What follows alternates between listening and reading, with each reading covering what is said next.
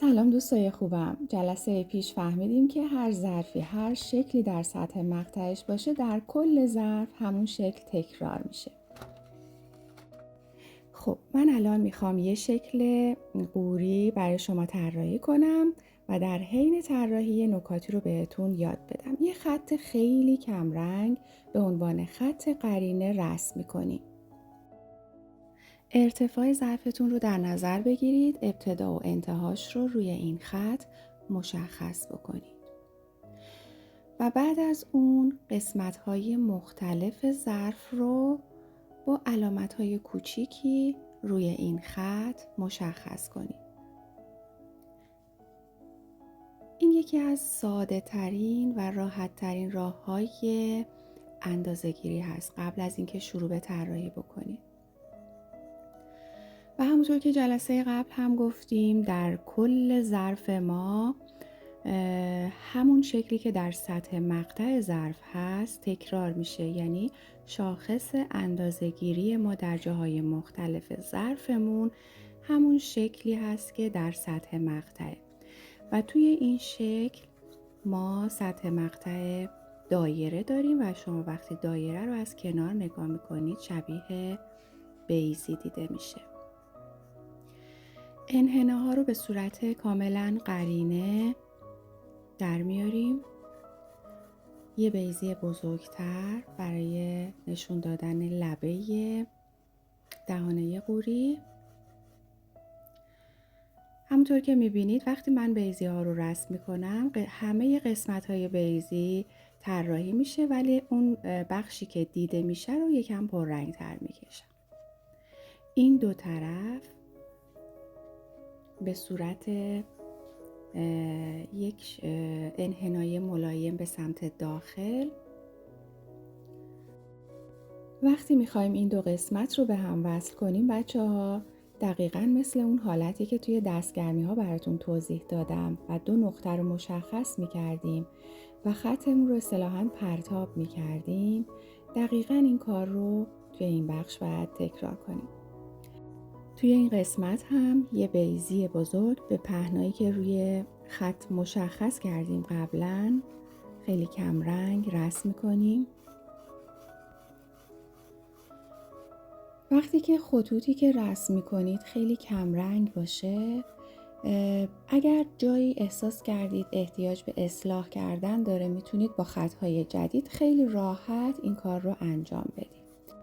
یه بیضی کوچیک‌تر پایین رسم کردیم و دو طرف رو به هم متصل می‌کنیم. بچه شما هم این شکل رو همراه با من بکشید، ولی من الان میخوام دسته و لوله این قوری رو هم طراحی کنم.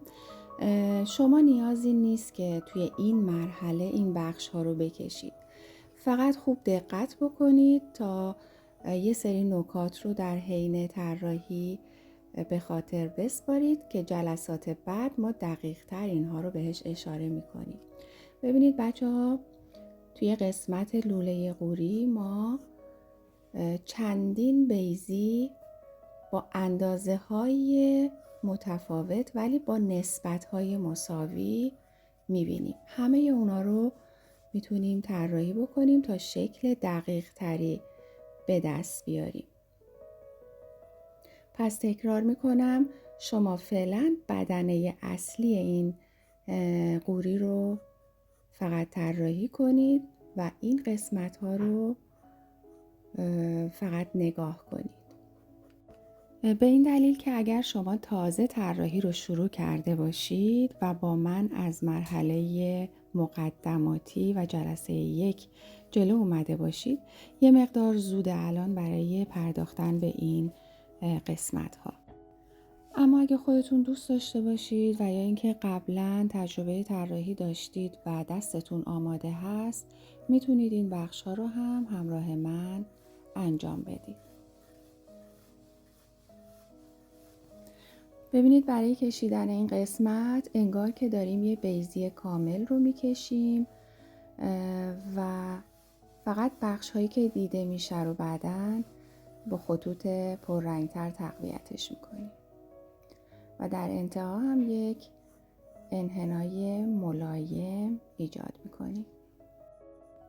بچه‌ها هر چقدر شما زمان بیشتری برای دستگرمی صرف کرده باشید و بیشتر تمرین کرده باشید، الان دستتون روونتر و مسلط‌تره و از طراحی لذت بیشتری میبرید.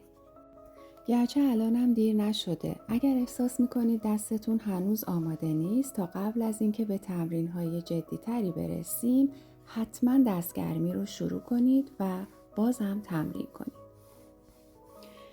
خب من الان میخوام یک فنجون رو کنار این قوری بکشم، یک خط خیلی کمرنگ به عنوان خط قرینه رسم میکنیم و جاهای مختلف رو روی اون علامت گذاری میکنیم. روی هر علامتی متناسب با اندازه‌ای که در نظر داریم، که البته من الان ذهنی دارم میکشم ولی شما بعداً روی مدلتون نگاه میکنید و اندازه ها رو طبق مدل در میارید.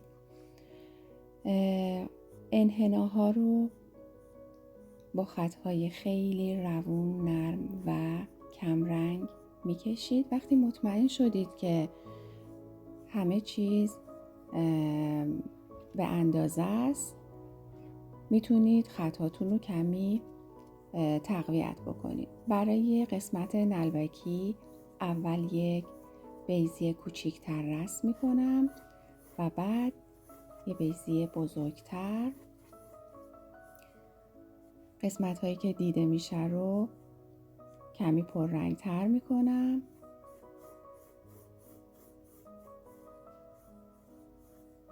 به این صورت یه بیضی کوچیکتر به عنوان پایه و با خطوط منحنی با انحناهای خیلی ملایم دو طرف رو به هم وصل میکنم.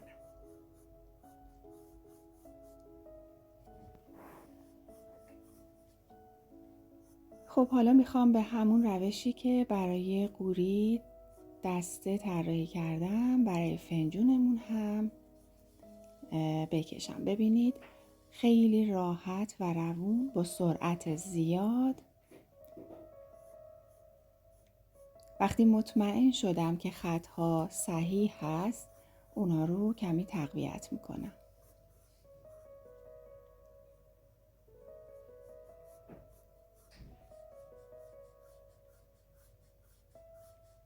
بازم تکرار میکنم بچه‌ها، شما فقط فرم بدنه قوری و بدنه فنجون رو همزمان با من طراحی کنید کافیه.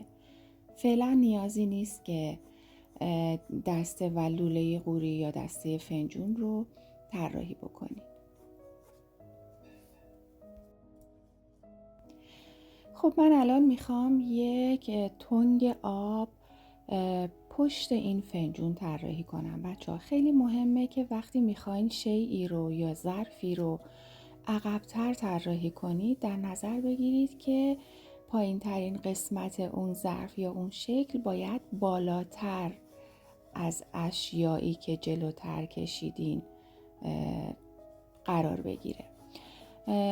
مثل قبل خط قرینه رو کشیدم، جاهای مختلف رو، قسمت‌های مختلف رو روی اون خط قرینه علامت گذاری می‌کنیم.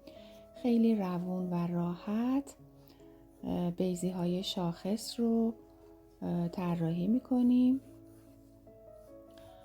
خطوط رو به صورت خیلی سریع ولی کمرنگ.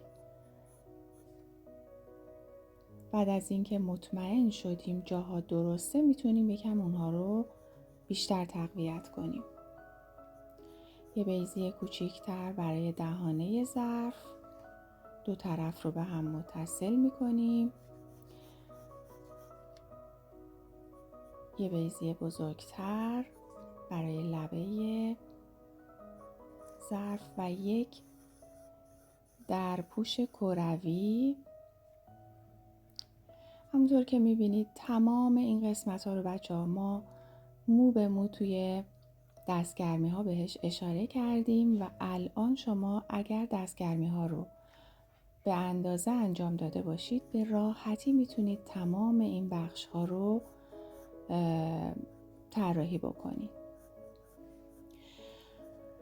اگر بچه‌ها توی این مرحله احساس کردید که هنوز به اندازه کافی دستتون گرم نیست، توی همین صفحه و در حین کشیدن همین اشیا هر قسمتی رو که احساس کردید دستتون به راحتی نمیتونه حرکت بکنه و توی کشیدن یه بخش خاصی یا فرم خاصی مشکل دارید، ادامه طراحی رو متوقف بکنید و شروع کنید توی همین صفحه به انجام دستگرمی. چون ما هیچ چیزی رو بچه‌ها، هیچ بخشی رو توی طراحی به اندازه خط بهش اهمیت نمیدیم. در واقع وقتی شما دستتون قوی بشه، بعداً با سرعت خیلی زیادی میتونید همه شکل‌ها و همه فرم‌ها رو طراحی کنید. ولی اگر خطتون مشکل داشته باشه، از پایه به مشکل برخواهید خورد و بعداً سرعت پیشرفتتون خیلی کمتر میشه. بنابراین اگر شما همین امروز در حین کشیدن این فرم ها به نتیجه رسیدید که به اندازه کافی مثلا توی کشیدن فرم دایره مسلط نیستید، همینجا و توی همین صفحه شروع کنید به دستگرمی. اصلا به این فکر نکنید که قرار امروز یک کاغذ طراحی شده یه ترتمیز داشته باشید. هنوز ما توی پروسه تمرین خط هستیم بچه‌ها. درسته که داریم طراحی میکنیم، ولی هر جایی که متوجه شدید نیاز به تقویت بیشتر خطتون هست، طراحی رو رها کنید و برگردید به دستگرمی. توی همین صفحه مثلا اگر احساس کردید تو کشیدن بیضی دستتون هنوز به اندازه کافی راحت نیست، برگردید و دوباره تمرین‌های مربوط به بیضی رو انجام بدید. کلید موفقیت طراحی شما بچه‌ها قدرت خط‌های شماست. امیدوارم که از جلسه امروز لذت برده باشید. تا جلسه بعد لحظه هاتون پر از آرامش.